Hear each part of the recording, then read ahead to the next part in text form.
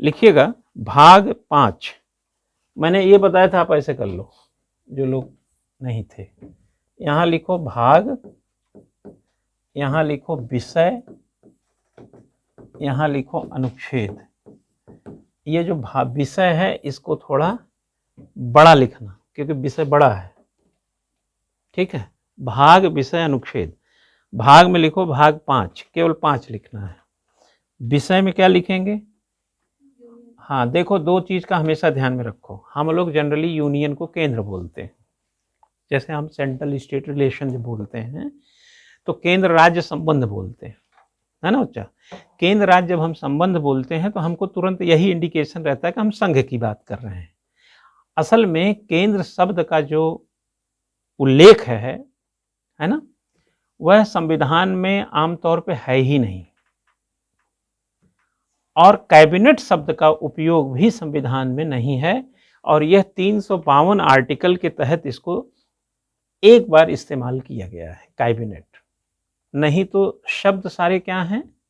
मंत्रिपरिषद, council of ministry. जब इंदिरा गांधी ने देश में इमरजेंसी लगाई थी तो उन्होंने कैबिनेट की मीटिंग की थी, इसलिए एक कैबिनेट शब्द आता है आर्टिकल 352 में। अदरवाइज आप देखेंगे तो कहा जाता है कि राष्ट्र एक भारत राज्यों का संघ है, ये आर्टिकल 1 में लिखा है। उसी संघ का एक राष्ट्रपति होगा, यह आर्टिकल 52 में लिखा है, 52 में। और राष्ट्रपति मंत्रिपरिषद की सिफारिश पे काम करेगा, यह आर्टिकल 74 में है। मंत्रिपरिषद की सिफारिश पे काम करेगा, और हर जगह यही कहा गया है कि मंत्रिपरिषद की सिफारिश पे राष्ट्रपति काम करता है। तो मंत्रिपरिषद शब्द का उल्लेख, कैबिनेट शब्द का नहीं। कैबिनेट 352 में एक बार उल्लेख हुआ है। इसी तरह हमारे संविधान में संघ शब्द का उपयोग है, केंद्र शब्द का नहीं, ठीक है ना। भारत राज्यों का संघ है, ना कि भारत राज्यों का केंद्र है। तो जब हम केंद्र और राज्य संबंध बोलते हैं तो जनरली ये आम चलन में है, समझ लिया जाए। कभी कभी हम लिख भी देते हैं एग्जाम में, आमतौर पर ऐसे लिख भी देते हैं, तब भी लोग उसको उसी ढंग से स्वीकार कर लेता है एग्जामिनर। लेकिन आप पढ़े लिखे समझदार के नाते जब भी लिखेंगे तो संघ राज्य लिखा करेंगे, ठीक है। तो हम इसमें जो जिक्र कर रहे थे भाग 5 संघ की, जब बात करेंगे तो हम 5 चैप्टर में इसको डिवाइड करेंगे। पहला चैप्टर उसी विषय के अंदर अध्याय 1 में लिखेंगे कार्यपालिका, राष्ट्रपति और उपराष्ट्रपति। लिखिए, कार्यपालिका, राष्ट्रपति व उपराष्ट्रपति, इसको बोलते हैं executive, president and vice president, ठीक है। एग्जीक्यूटिव, राष्ट्रपति और उपराष्ट्रपति। आर्टिकल में जाएंगे तो 52 से 78 तक अगर जाएंगे तो ये सारी बातें इससे जुड़ी मिलेंगी। 52 से 78। 52 में क्या है? एक राष्ट्रपति होगा। 63 में क्या है? एक उपराष्ट्रपति होगा। 74 में जाएंगे तो एक मंत्रिपरिषद मिलेगी। वही मंत्रिपरिषद हमारा एग्जीक्यूटिव है। उसी मंत्रिपरिषद का हेड होता है प्राइम मिनिस्टर। क्यों? मंत्रिपरिषद का प्रमुख क्या हुआ? प्रधानमंत्री, ठीक है। 78 तक। अब आप इसको अगर आप तोड़ के देख लीजिए, जैसे एग्जाम्पल के तौर पे, बात को सुनो गौर से। तैयारी हो रही है? नहीं हो रही है क्या तैयारी? तैयारी हो रही है। अरे कितनी बार बोला कि 52 में लिखा है भारत में एक राष्ट्रपति होगा। अब आ जाए एग्जाम में, राष्ट्रपति का जो उल्लेख है कि भारत में एक राष्ट्रपति होगा, कहाँ मिलता है तो कहाँ बताओगे? 52 में। और 53 में भी फिर मिलेगा, फिर 54, 55 ऐसे मिलता जाएगा। 61 में जाकर उनको हटाने का प्रोविजन मिलेगा, इम्पीचमेंट जिसको बोलते हैं आप, महाभियोग। हटाएंगे भी तो अगर कोई कारण होगा तो, जो संविधान में लिखा उस कारण से, हाँ, कदाचार कर दिया उन्होंने, तो उसको महाभियोग लगाया जा सकता है। महाभियोग की अपनी एक प्रक्रिया है, चुनाव की अपनी एक प्रक्रिया है, इलेक्टोरल कॉलेज है। अब जैसे सभी शक्तियां उसकी जो हैं, आर्टिकल 53 में जाएंगे तो सारे काम किसके नाम से किए जाते हैं? राष्ट्रपति के नाम से। राष्ट्रपति या तो अपने करता है या करवाता है। तो राष्ट्रपति क्या करता है? काम करवाता है। निर्वाचन आयोग को नियुक्त कर देगा, चुनाव का काम करने लगेगा वो। न्यायाधीशों को नियुक्त कर देगा, न्याय का काम करने लगेंगे वो। प्रधानमंत्री को उन्होंने शपथ दिलाया, नियुक्त कर दिया, तो वो कार्यपालिका का। तो राष्ट्रपति नाम मात्र की सत्ता रह जाती है और बाकी जो मंत्रिपरिषद है वास्तविक सत्ता होती है। और 53 में उसकी शक्तियों को उसने बांट लिया, अपनी शक्तियों को बांट दिया। ऐसे करके आगे बढ़ेंगे तो इलेक्टोरल कॉलेज मिलेगा, चुनाव उसका मिलेगा, हटाने की प्रक्रिया मिलेगी, उसका शपथ उपथ ओथ लेगा, उसको इम्यूनिनेशन वगैरह, ये जो मानदेय वगैरह क्या मिलते हैं, सब चीज़ों की जानकारी मिलेगी। उसके बाद उपराष्ट्रपति की थोड़ी जानकारी मिलेगी। फिर आप आएंगे मंत्रिपरिषद की जानकारी मिलेगी। मंत्रिपरिषद का हेड होता है प्राइम मिनिस्टर। तो आप जाएंगे 74, 75, 77, 78, इसी में प्रधानमंत्री मंत्रिपरिषद काम कर जाते हैं। और 76 में अटॉर्नी जनरल की चर्चा है। 78 तक आपका आर्टिकल खत्म हो जाता है। ये संघ का एक चैप्टर हुआ, केवल एक चैप्टर। अब आपने अपने मन में क्या रख लिया? क्या रखा? राष्ट्रपति, उपराष्ट्रपति, मंत्रिपरिषद, प्रधानमंत्री। अब कोई गलती अगर आप इसमें करें भी तो 52 से 76, 78 के बीच करिए। राष्ट्रपति, उपराष्ट्रपति, मंत्रिपरिषद, प्रधानमंत्री। और अगर 76 को देख लें तो एक और जोड़ लीजिए, अटॉर्नी जनरल। आर्टिकल 52 से 78 के बीच में इन सब की जानकारी आपको मिल जाएगी। ये यूनियन में एक चैप्टर हुआ। यूनियन का पूरा संविधान जाता है आर्टिकल 151 तक। 52 से लेकर 151 तक पूरा 100 आर्टिकल है, 5 चैप्टर में डिवाइड है। इसी में सुप्रीम कोर्ट भी आएगा, क्योंकि संघ में देख रहे हैं हम। हमारे यहाँ संविधान वैसे देखा जाए तो 2 हैं, एक संघ का संविधान है, एक राज्य का संविधान है। बाद में संघ राज्य भी हैं साथ में। और अगर देखेंगे तो 1992 में 73वें 74वें संविधान संशोधन में एक स्थानीय संविधान भी है। पंचायतों का, नगर निगमों का, निकायों का, इनका भी अपना एक संवैधानिक प्रावधान है। तो हम डिवाइड करके पढ़ लेना। पहला डिवीजन क्या करोगे? 1 से 4 भारत और उसके राज्य का पता कर लिए, 5 से 11 नागरिकता का पता कर लिए, 12 से 35 उसी नागरिक के फंडामेंटल राइट का पता कर लिए, 36 टू 51 डायरेक्टर प्रिंसिपल का पता कर लीजिए कि जो स्टेट है वो करते क्या है, करेंगे क्या। अब 51A में चले गए, फंडामेंटल ड्यूटी का पता कर लीजिए। एक कोरम ये पूरा कर लिया, A to Z एक एक आर्टिकल को दिमाग पर रट लिया। ये सब यहाँ से, यहाँ की सारी चीज रटने वाली है, मतलब यहाँ कुछ छोड़ नहीं सकते। यहाँ से सवाल ऐसे भारा पड़ते हैं, गिरते हैं, धड़ाधड़ गिरते हैं। आर्टिकल 52 में चले गए। अब चले जाओ दूसरा। हमने यहाँ तक आते आते भाग 4 तक पढ़ा दिया, एक प्रकार से भाग 4 तक बोल दिया। भाग 1 से 4, भाग 2 5 से 11, भाग 3 12 से 35, भाग 4 36 से 51 और भाग 4 क 51A। इतने भाग बताए, तभी तो 5वें में पहुंचे। अब 5वें में आए तो 52 आर्टिकल से शुरू हुआ, क्योंकि 51 तक खत्म हो गया था। अब 5वें में भी हमने क्या किया, चूंकि बड़ा है, 100 आर्टिकल का भाग है, 5वां वाला जो भाग है वो 100 आर्टिकल का है। कहां तक है? आर्टिकल 52 से 151 तक। गौर कर रहे हैं कि नहीं? 100 आर्टिकल का ये भाग है 5वां, और इसको हमने चैप्टर में हम डिवाइड कर दिया। चैप्टर में क्या डिवाइड किया? राष्ट्रपति, उपराष्ट्रपति, मंत्रिपरिषद। मंत्रिपरिषद कह दिए तो उसमें प्रधानमंत्री वगैरह सब ले लो। और बीच में एक आर्टिकल 76 जो 78 से पहले आता है, वो नाम है अटॉर्नी जनरल के।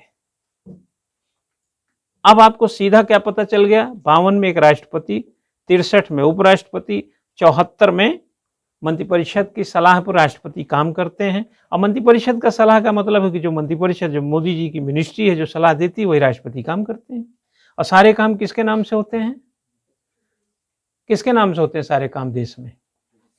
हाँ देवेंद्र, राष्ट्रपति के नाम से। तो राष्ट्रपति के, अभी जैसे उन लोगों को आता होगा ना तो नहीं बोल रहे हैं, नहीं समझे। ये सवाल कईयों को आता है तो नहीं बोलेंगे, उनको लगेगा यार ये तो मजाक है।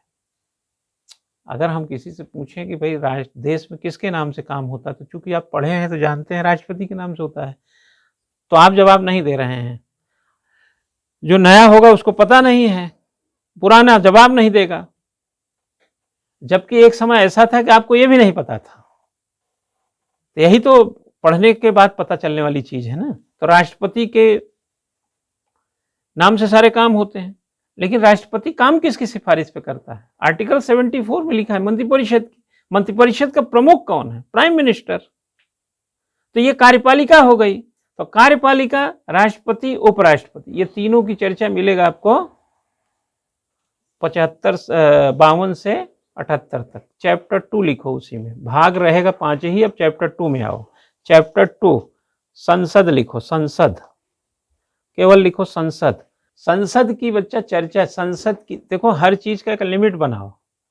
जैसे सब्जी खरीदने के लिए तुम पौंटा साहिब नहीं जाओगे। पता चला ये पालक आलू लेने के लिए देहरादून से चले गए पौंटा साहिब। अपने घर के इर्द गिर्द जो बाजार है वहां से सब्जी लोगे, ये दायरा है। कार खरीदने के लिए आपके घर के इर्द गिर्द शोरूम नहीं है तो वहां नहीं मिलेगा। अब कार खरीदने के लिए हो सकता है कि आपको शोरूम तक जाने के लिए लंबी दूरी तय करनी पड़े, ये उसका दायरा है। तो ऐसे कुछ चीजों के दायरे हैं। अब विश्वविद्यालय में आपको पढ़ना है, स्कूल हो सकता है जब छोटे थे तो आप अड़ोस पड़ोस में रहा हो, लेकिन यूनिवर्सिटी हो सकता है आपसे 300 किलोमीटर दूर हो। आपका जहां, अब मान लो कोई देहरादून से दिल्ली यूनिवर्सिटी में पढ़ना चाहता है तो कम से कम उसको 250 किलोमीटर की यात्रा करनी पड़ेगी ना। ये उसका दायरा हो गया। और किसी को कैम्ब्रिज में पढ़ना है, ऑक्सफोर्ड में पढ़ना है, अमेरिका में पढ़ना है, कनाडा में पढ़ना है, तो और बड़ा दायरा कर लिए। तो संसद का दायरा क्या है? संसद को समझने का दायरा है आर्टिकल 79 से 122 के बीच। लिखो 79 से 122। ठीक। अब यहां हम ये बता चुके हैं कि अगर आपको मंत्रिपरिषद समझना है, पहले राष्ट्रपति समझो। राष्ट्रपति समझना है, उपराष्ट्रपति समझना है, मंत्रिपरिषद समझना है, तो संविधान में कहां पर यह बात मिलेगी? 52 से 78 के बीच। इस दायरे को अपने दिमाग में बना लो। अब हम बात राष्ट्रपति की करो, तुम करो 122 आर्टिकल की बात, तो नहीं चलेगा ना। दायरा तो खींच लो। मैं बोला कि आलू लाना, बोले जाऊं पौंटा साहिब, हाँ, इतना गलती नहीं चलेगी ना। ठीक है। 79 से 122 संसद की जानकारी है, सुन लो। 79 में संसद मिलता है और संसद में 2 सदन हैं। वैसे संसद के अंग के तौर पर राष्ट्रपति को भी कहा जाता है, बट यहां हम 2 सदन, जैसे लोकसभा पहले रखोगे, राज्यसभा फिर लोकसभा। 80 में जाओगे, 79 में जाओगे संसद। देखो बड़ी साफ सी बात है, तुम लोग लोकसभा हो, राज्यसभा हो, संसद को, तीनों के एक मत समझो। जब हम संसद कहते हैं तो हम लोकसभा राज्यसभा भी कह देते हैं, और जब हम लोकसभा कहते हैं तो एक सदन की बात करते हैं। निम्न जो सदन है और जो पब्लिक असेंबली है, जो जहां से चुने हुए प्रतिनिधि जाते हैं जनता के। और राज्यसभा जब कहते हैं तो पहले हमारी अपर सदन, तो इसीलिए लोकसभा से मत शुरू करो, हमेशा शुरू करो कहां? राज्यसभा से। जैसे हमने कहा 79 में क्या है? संसद। तो अब दिमाग में रख लो, ऐसे दिमाग में कुछ आर्टिकल रखते जाओ। अभी जैसे भारत राज्यों का संघ है, एक आर्टिकल, उस संघ का एक राष्ट्रपति होता है, 52 आर्टिकल। संसद, चलो मंत्रिपरिषद छोड़ दो, 74। संसद, संसद की बात किया 79 की। अब आप अपर जो है वो राज्यसभा होती है, अपर असेंबली है, उसकी चर्चा कहां मिलेगी? 79 में, 80 में। 79 में संसद, 80 में राज्यसभा, 81 में लोकसभा। तीनों का क्रम है 79, 80, 81। संसद, राज्यसभा, लोकसभा, 3 आर्टिकल खत्म। अब उसके बाद राज्यसभा भी कुछ करती होगी, लोकसभा भी कुछ करती होगी। उसका स्पीकर है, उसका डिप्टी स्पीकर है, उसका सभापति है, उपसभापति है। सभापति जानना नहीं, जो उपराष्ट्रपति है वही बन जाता है राज्यसभा में। उपसभापति चुने जाते हैं। ये सब क्रियाकलाप करते हुए आगे बढ़ गए।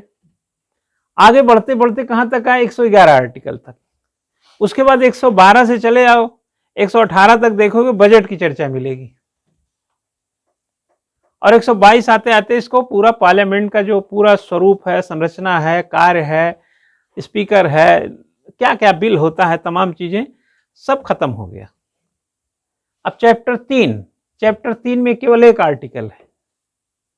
चैप्टर 3 में एक आर्टिकल है, आर्टिकल 123, और वो क्या है? अध्यादेश। लिखो, क्या देख रही है मुझे तुम ये हैं? इतना भी क्या देखना है? लिख। राष्ट्रपति की विधायी शक्ति बोलते हैं इसको। अब यहीं पे तुमको जानकारी दे दे रहा हूं, ये गलती मत करना, पीसीएस में काम आ जाएगा। आईएएस में तो यार मैं बोला कि थोड़ा यार खोलना पड़ता है ना। आईएएस में थोड़ा अलग खुलना है। पीसीएस के हिसाब से अगर देखें तो जैसे क्वेश्चन पूछ लिया कि राष्ट्रपति की विधायी शक्ति का उल्लेख मिलता है, तो आपने आर्टिकल 123 कर दिया। और अगर पूछ लिया कि राष्ट्रपति अध्यादेश जारी कर सकता है, तब भी क्या लिखेंगे? आर्टिकल 123। अध्यादेश उसकी विधायी शक्ति है। देखो शक्तियां कितनी हैं। राष्ट्रपति की शक्तियां जाके देखो तो बहुत सारी शक्तियां मिलती हैं यार, दर्जनों। कार्यकारी शक्ति मिलेगी, न्यायिक शक्ति मिलेगी, विधायी शक्ति मिलेगी। आपको आप माफ उफ नहीं कर देता है फांसी उसी की सजा, उसकी शक्ति है। रक्षा के तीनों सेनाओं का प्रमुख होता है, उसकी अलग वहां शक्ति मिलेगी। अलग अलग शक्तियां हैं ना उसके पास। तो अध्यादेश क्या हुआ? ऑर्डिनेंस क्या हुआ? इसको बोलते हैं ऑर्डिनेंस। ऑर्डिनेंस क्या हुआ? विधायी शक्ति। विधायी शक्ति क्यों? ये मैं ये जो एनालिसिस कर रहा हूं, ये सिविल जैसा हो जाता है। यहां तक तो पीसीएस है, थोड़ा एनालिसिस किया सिविल का हो गया। क्यों भाई, कोई बता सकता है?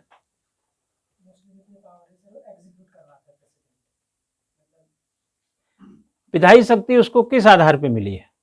नहीं, वो तो अध्यादेश का तरीका हो गया कि अगर सदन जो है सेशन में नहीं है, तो अगर कानून की जरूरत है तो अध्यादेश जारी किया जा सकता है, और अगले बार जो सेशन आएगा अगला, उसमें उसको पारित नहीं करेंगे तो वो खत्म हो जाता है ना। 6 महीने तक इसका है, बट 6 महीने तक सेशन नहीं होता ना, सेशन तो जल्दी हो जाता है।